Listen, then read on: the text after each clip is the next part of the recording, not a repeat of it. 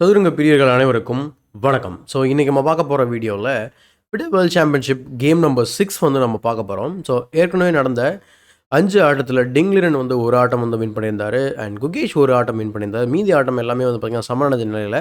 So 2.5 2.5 அப்படிங்கிற புள்ளி கணக்கில் 6வது ஆட்டத்தில் வந்து பார்த்திங்கன்னா நேற்று விளையாடிருக்காங்க. ஸோ இந்த ஆட்டத்தில் சமன் அடைஞ்சிருந்தாலும் கூட நிறைய இடங்களில் வந்து பார்த்திங்கன்னா ப்ரெஸ் பண்ணுறதுக்கு, அதாவது வின் பண்ணுறதுக்கான சான்சஸ்ஸு நிறைய இருந்திருக்கு. இந்த பக்கமும் சரி, அந்த பக்கம், அதாவது டேரக்ட் வின் கிடையாது, அட்லீஸ்ட் டு ஒர்க் அந்த மாதிரி இருந்தது. பட் இது எல்லாமே நம்ம வந்து குயிக்காக வந்து இந்த கேமில் வந்து தெரிஞ்சுக்கலாம் இப்போ. ஸோ இந்த வீடியோக்குள்ளே போகிறதுக்கு முன்னாடி ஒரு ரெக்வஸ்ட் என்ன அப்படின்னா, நம்ம சேனல் நீங்கள் சப்ஸ்கிரைப் பண்ணாமல் வீடியோஸ்லாம் பார்த்துட்டீங்கன்னா சப்ஸ்கிரைப் பண்ணிட்டு பெல் பட்டனை ப்ரெஸ் பண்ணி வச்சுக்கோங்க.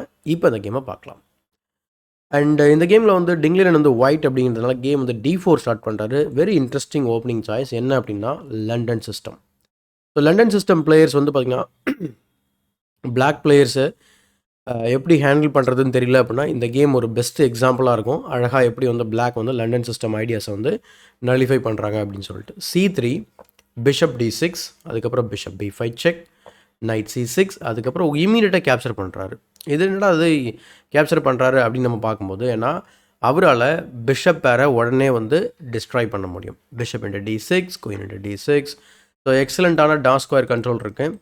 ஸோ இந்த மாதிரி அண்ட் அவர்கிட்ட டாஸ் ஸ்கொயர் பிஷப் கிடையாது. ஸோ ரொம்ப இன்ட்ரெஸ்டிங்கான ஒரு ட்ரேட் அது ஆக்சுவலாக. அண்ட் இதுதான் வந்து இம்பேலன்ஸும் கூட. ஸோ குயின் A4 போட்டு பானை பின் பண்ணுறாரு. Knight E5 is coming, but castle பண்ணிடுறாரு. கேசல் பண்ணதுக்கப்புறம் குயின் A3.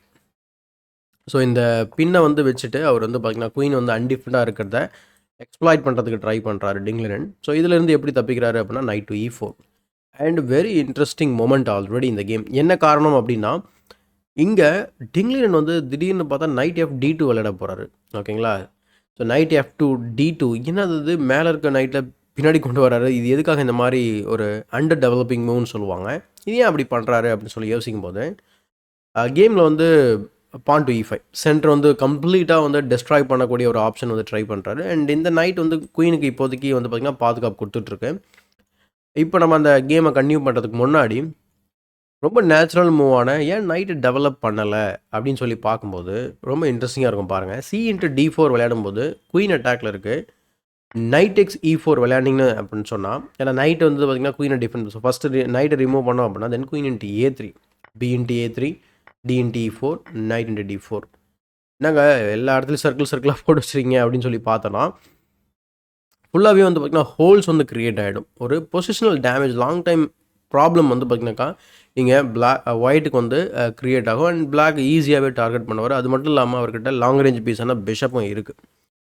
அதே வந்து கேமில் நடந்தது பாருங்கள். அதே போல் இந்த நைட் B/D2 ஆடும்போது இன்னொரு வேரியேஷன் கூட இருக்குது. நம்ம ஏங்க டேரெக்டாக வந்து நைட்டை வெட்டணும், பேசாமல் குயினை வெட்டினா என்ன பண்ணுறது? ஸோ குயினை வெட்டினீங்க அப்படின்னு சொன்னாலும் இந்த பொசிஷன் வந்து ஓகே தான். ஆனால் இதில் என்ன இஷ்யூ அப்படின்னா, அண்ட் இந்த C5 E5 பிரேக் வந்து அவ்வளோ ஈஸியாக நம்ம வந்து ஸ்டாப் பண்ணிட முடியாது. பட் ஆனால் ஒயிட்டால் வந்து அதை டார்கெட் பண்ண முடியும். அகெயின் இந்த பிரேக்ஸில் நடந்துட்டு இந்த பிஷப் வந்து ஆக்டிவேட் ஆச்சு அப்படின்னா கொஞ்சம் வந்து லைட் ஸ்கொயர்ஸு பிரச்சனை ஆகும். இதுலேயுமே வந்து பார்த்திங்கன்னா கொஞ்சம் ஸ்லைட்லி வந்து பார்த்திங்கன்னா பிளாக் வந்து பெட்டர் தான்.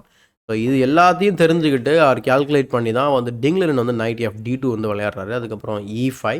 ஸோ E5க்கு அப்புறம் கேமில் வந்து பார்த்திங்கன்னா இதே ட்ரேட் நடக்குது. D×E4, queen into C5. So D×E4, queen into C5, அதுக்கப்புறம் குயின் G6 போகிறாரு. அண்ட் குயின் G6க்கு அப்புறம் நைட் டு D2. டெம்பரரியாக இப்போ ஒரு பான் அப்பில் இருக்கிறாரு. அண்ட் அங்கே வந்து பானை வந்து விடுறாரு. அதுக்கப்புறம் கேஸ்லும் பண்ணிடுறாரு ஆக்சுவலாக குயின் சைடில். அப்போ இன்னொரு பானுமே போகுது. ஸோ ஒரு பான் அப் இருந்த சுச்சுவேஷன் போயிட்டு இப்போது இன்னொரு பானுமே வந்து டவுன் ஆகிட்டார். ஏன்னா தொடர்ந்து 2 பான் கேப்சர் பண்ணதில்ல. இப்போ அது சமமாயிடுச்சு. So D takes E5, D5 வந்து ஓப்பன் பண்ணி விடுறாரு. Preparing night to C4. And இந்த ப்ராசஸில் வந்து பார்த்திங்கன்னா E3க்கும் சப்போர்ட் கொடுக்குறாரு. இது வந்து பார்த்திங்கன்னா ஒரு எக்ஸலண்ட்டான ஒரு ஸ்ட்ராட்டஜி என்னை பொறுத்த வரைக்கும் டிங்லிரன் வந்து இங்கே கையாளுறது. இந்த F5 அண்ட் G5 வந்து ஓப்பன் பண்ணிவிட்டு ஃப்யூச்சரில் ஏதாவது நம்ம வந்து அட்டாக் பண்ணலாம் அப்படிங்கிறது தான் அவருடைய ஐடியா. ஸோ ரூக் B8, அடுத்து நைட் டு C4. ஸோ மேட்டின் 1 த்ரெட்டிங்க கான்ஸ்டண்ட்டாக இருந்துக்கிறதுக்கு பார்க்க முடியும். ஸோ நைட்டை வச்சு அதுக்கு பாதுகாப்பு கொடுக்குறாரு.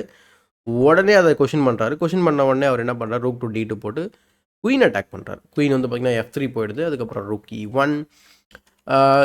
இந்த இடத்துல இந்த ரூக் வந்து பார்த்திங்கன்னா பாதுகாப்பு இல்லாமல் இருக்குது அப்படிங்கிறதுனால குயின் F3 போய்ட்டு டைம் கெயின் பண்ணுறாரு. அதுக்கப்புறம் ரூக் வந்து E1 வருது. ரூக் E1 வந்ததுக்கப்புறமும் பாதுகாப்பு இல்லாமல் தான் இருக்குது. ஸோ பிஷப் இன்ட்டு C4, அதுக்கப்புறம் குயின் இன்ட்டு C4.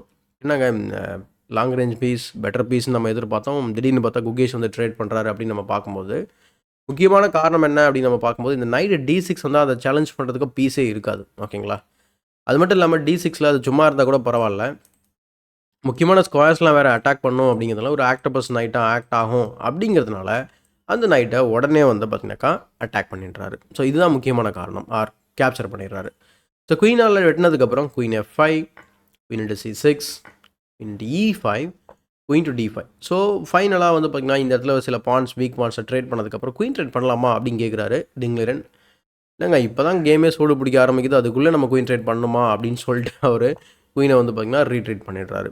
அதே போல் குயின் ட்ரேட் பண்ணால் யாருக்கு பெனிஃபிட் அப்படின்னு பார்க்கும்போது இந்த கேமை வந்து பார்த்திங்கன்னா ட்ரா பண்ணுறது அவ்வளோ ஈஸின்னு சொல்ல முடியாது, அதே போல் இதை வின் பண்ணுறதும் ஈஸின்னு சொல்ல முடியாது. ஸோ 2 பேருமே வந்து ஒரு டாப் கிராண்ட் மாஸ்டர் அப்படிங்கிறதுனால இது வந்து நல்ல ஒரு ஃபைட்டிங் ஒரு என் கேமாக வந்து பார்க்க முடியும். அதே மாதிரி என் கேம் தான் ஆக்சுவலாக கேம்லேயும் பார்க்க போகிறோம். பட் இந்த வேரியேஷனில் என்னென்னா குயின் ட்ரேட் பண்ணுற வேரியேஷனில் ஒயிட் வந்து கொஞ்சம் பெட்டராக இருப்பார். Queen D6 avoided, queen trade avoid பண்ணிட்டாரு. பின் அதுக்கப்புறம் திரும்பவும் குயின் D5. ஸோ திரும்ப வந்து அவர் ட்ரேட் பண்ணலாமா கேட்குறாரு. And then again queen E7. So என்னடா அது இப்படியே விளையாட்டுருந்தா இதுக்கு ஒரு எண்டே இல்லையா அப்படின்ற மாதிரி திரும்ப அவர் ஆக்சுவலாக கேட்குறாரு. இந்த லாஸ்ட் டைம் வந்து அவர் வச்சிருந்தாரு அப்படின்னா then it is actually draw. So அதனால் வந்து இங்கே குயின் G5க்கு அப்புறம் ஒரு குயின் D5 வச்சதுக்கப்புறம் தேர்ட் டைம் வந்து குயின் H4 மாற்றிடுறாரு. அண்ட் இன்னொரு விஷயம் இந்த இடத்துல கவனிங்க, குயின் E7 வச்சதுக்கப்புறம் இந்த பானை வந்து டபுள் அட்டாக் பண்ணலாமா, என்ன ப்ராப்ளம், இந்த மூவ் வச்சா என்ன இஷ்யூ அப்படின்னு பார்த்தீங்கன்னா, நான் ஏற்கனவே சொன்னேன் இந்த ரூக் வந்து அன்டிஃபெண்டாக இருக்குது, அது இப்போ பிரச்சனை நம்ம மாட்டிப்போம். இப்போ வந்து நீங்கள் ரூக் E2 போகிற மாதிரி இருக்கும். தென் அதுக்கப்புறம் குயின் டு H3. ஸோ இங்கே வர்றதுக்கு ட்ரை பண்ணுவோம். அதுக்கப்புறம் இங்கே டபுள் அட்டாக் ஆகும். பட் சப்போஸ் நம்ம வந்து இங்கே க்ரீடியாக வெட்ட போகிறோம் அப்படின்னு சொன்னால் then rook F8, rook F8 wins the game on the spot. ஏன்னா குயினுக்கு சப்போர்ட் கிடையாது. குயின் ஜஸ்ட் லைக் தட் நீங்கள் மூவ் பண்ணீங்க அப்படின்னு சொன்னால் தென் லெட்ஸ் சும்மா நம்ம ஏன்னா எக்ஸ்ப்ளனேஷன் பர்பஸ்க்காக ஓகே நம்ம இங்கே வச்சுக்கிறோம்னு வச்சுக்கோங்களேன். தென் queen F1 and then king here and you are getting checkmate. So இவ்வளோ சீரியஸான பிரச்சனைகள் இருக்குது. ஜஸ்ட் லைக் தட் நம்ம ஏதோ ஒன்று பண்ண முடியாது. பட் அதே போல் அதுக்கு டிஃபென்சிவ் ஆப்ஷன்ஸ்லாம் இருக்குது, இல்லைன்னு சொல்ல முடியாது. பட் இருந்தாலும் ரிஸ்க்கான ஒரு பான் கிராபிங். ஸோ குயின் G5, அடுத்து queen to D5, queen H4, rook D1. So அதுக்கப்புறம் pawn to G6, queen E5. So அதுக்கப்புறம் திரும்ப ரூக்கால் அட்டாக் பண்ணுறாரு. அண்ட் அகெயின் குயின் ட்ரேட் பண்ணலாமா கேட்குறாரு. முடியாதுன்னு சொல்லிட்டு குயின் H5 போகிறாரு. அதுக்கப்புறம் திரும்ப queen F4 and then queen to A5. A2 பானுக்கு பாதுகாப்பு கொடுக்கவே இல்லை. ஜென்ரலாக நம்ம வந்து குயின் செட் கேஸ்லிங் பண்ணால் அடுத்த மூவிக்கு நீங்கள் வந்து கேன்சல் பண்ணிவிடுங்க, கிங்கை வந்து மூவ் பண்ணி குயின் சைடு வந்து பார்த்திங்கன்னா அந்த A2 பானை ப்ரொடெக்ட் பண்ணுங்கள் நம்ம நிறைய beginner and advance players R intermediate players சொல்லியிருக்கோம். பட் இங்கே 30வது மூலம் இப்போ தான் வந்து அதுக்கு பாதுகாப்பு கொடுக்குறாரு. பட் அப்போ கூட கிங்கை மூவ் பண்ணல, அதுக்கு பதில் வந்து பானை தான் மூவ் பண்ணுறாரு. காரணம் என்ன அப்படின்னா கிங்கோட ஆக்ஷன் வந்து சென்டர் ஆஃப் த போர்டில் தேவைப்படும். So queen B5, rook D4, queen E2. So queen E2க்கு அப்புறம் ரூக் 1 D2. ஏன்னா நம்ம அவங்க வந்து இங்கே பார்த்தீங்கன்னா queen is kind of overloaded. ஏன்னா E4 அட்டாக் பண்ணணும் அண்ட் H2 பாதுகாப்பு கொடுக்கணும். அதில் இந்த ரூக் மூவ் அவசியம் தான். அல்லது நீங்கள் டேரெக்டாக கேப்சர் பண்ணும்போது then rook takes E4 and then you are losing the H pawn. So அதனால் ரூக் 1 D2, அதுக்கப்புறம் குயின் F3. ஃபைனலாக வந்து குகேஷ் வந்து குயின் ட்ரேட் அக்ரி பண்ணிட்டாரு. ஏன்னா பொசிஷன் வந்து கொஞ்சம் கிரிட்டிக்கலாக ஆரம்பிக்குதுன்றதை ரியலைஸ் பண்ணியிருப்பாரு.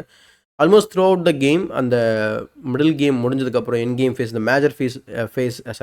மேஜர் பீசஸ் என் கேம் வந்து ஸ்டார்ட் ஆச்சு பார்த்தீங்களா.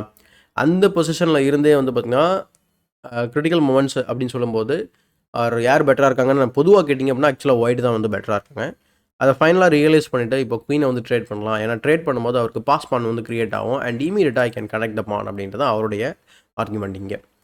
சரி ஓகே நீங்கள் குயின் ட்ரேட் பண்ணு, ஆனால் ஏன் இஷ்டத்துக்கு தான் பண்ணணும்னா அவர் கிங் C2 வந்து விளையாடுறாரு. அதே நம்ம குயின் F3 ஆடும்போது ரொம்ப ஸ்ட்ராங்கான ஒரு ஐடியா இது. Suppose E4 and then pawn to G5 and then G4 is coming and then H5 is coming and it's almost like last position. So king C2 விளையாடுறாரு and then queen takes F4, அதுக்கப்புறம் E into F4, F5 connect பண்ணிட்டா இருப்பாங்க. அப்புறம் H4. அதே போல் இங்கே நம்ம வந்து ஒரு இன்ட்ரெஸ்டிங்கான வேரியேஷன் உங்களுக்கு காமிக்கணும். பான் டு C4 பாஸ் பான் இருக்கு இல்லையா. ஏன்னா ரொம்ப முன்னாடி நம்ம பாஸ் பான் கிரியேட் பண்ணுறோம். C pawn is a passed pawn. So அதை புஷ் பண்ணலாமா, முடியாது ஆக்சுவலாக. G5, F into G5 இருக்கலாம், then F4 and the game is over. அப்போது C4 விளையாடும்போது G5 விளையாடினா தென் இப்போ நம்ம என்ன விளையாடினா you have to put some என்ன சொல்கிறது counter been like rook G2 வந்து ட்ரை பண்ணலாம். அண்ட் தென் H6 அந்த கேம் வந்து போகணும்னு வச்சுக்கோங்களேன். ஃபர்தராக வந்து ரூக் D6 போடணும் 6th ரேங்கை கார்ட் பண்ணுறதுக்கு. ஸோ அந்த கேம் வந்து கண்டினியூ ஆகும். பட் H4 H4க்கு அப்புறம் E3 வந்து விளையாடுறாரு. ரூக்கை வந்து பார்த்தீங்கன்னா ஒரு வகையான ஒரு பிளாக்கேடில் போட்டு விட்டுறாரு. ரூக் E7 அதுக்கப்புறம் கிங் D3 அதுக்கப்புறம் ரூக்கை டபுள் பண்ணி விட்டுறாரு. ஸோ டபுள்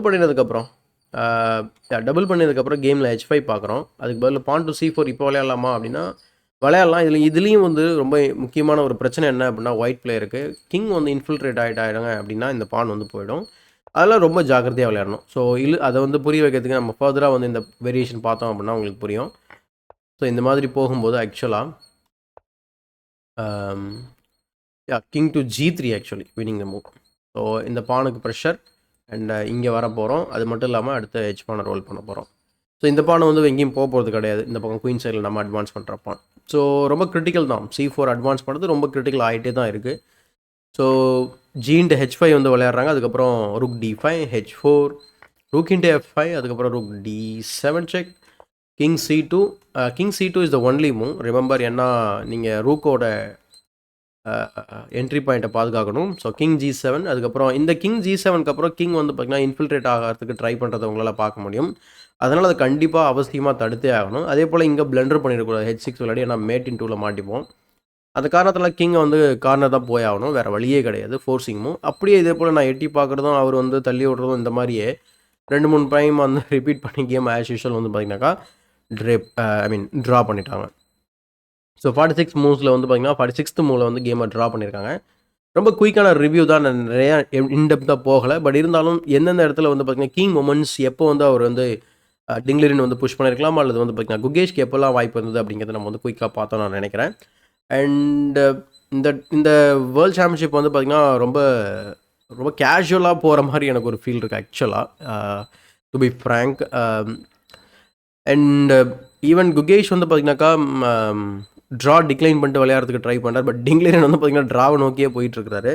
ஸோ அதனால் அந்த ஒரு கேஷுவல்னஸ் வந்து தெரியுது அப்படிங்கிறதுல ஒரு ஒரு என்ன சொல்கிறது ஒரு சீரியஸ்னஸ் கிடையாது. ஸோ ரொம்ப ஒரு கிரேட்டஸ்ட் சாம்பியன்ஸ் விளையாடின மாதிரியான ஒரு வேர்ல்ட் சாம்பியன்ஷிப் மாதிரி இது தெரியல. Anyway but let's see. ஏன்னா remaining 8 games are there, 6 games over. So டியூஸ்டேலேருந்து திரும்ப வந்து பார்த்திங்கனாக்கா கேம் நம்பர் 7ஓட ரெஃப்ரெஷ் ஆகிட்டு ஸ்டார்ட் பண்ணுவாங்க. ஏன்னா இன்றைக்கி வந்து பார்த்திங்கன்னா உங்களுக்கு ரெஸ்ட் டே. அண்ட் இந்த குயிக் ரிவ்யூ அண்ட் பிடிச்சிருந்தா அந்த வீடியோக்கு லைக் போடுங்க. அண்ட் உங்களுடைய தாட்ஸ் அண்ட் ஐடியாஸ் என்ன அப்படிங்கிறத கமெண்ட் செக்ஷனில் பதிவு பண்ணுங்கள். அண்ட் இந்த வீடியோ பிடிச்சா லைக் பண்ணுங்கள் அண்ட் மற்றவங்களுக்கு ஷேர் பண்ணுங்கள். இன்னும் சேனலை சப்ஸ்கிரைப் பண்ணல அப்படின்னா சப்ஸ்கிரைப் பண்ணிட்டு பெல் பட்டனை ப்ரெஸ் பண்ணி வச்சுக்கோங்க. இதே போல் ஒரு பயனுள்ள வீடியோவுடன் உங்களை சந்திக்கும் வரை உங்களிடம் இந்த விடைபெறுவது உங்கள் சதுரங்க சாணக்கியன்.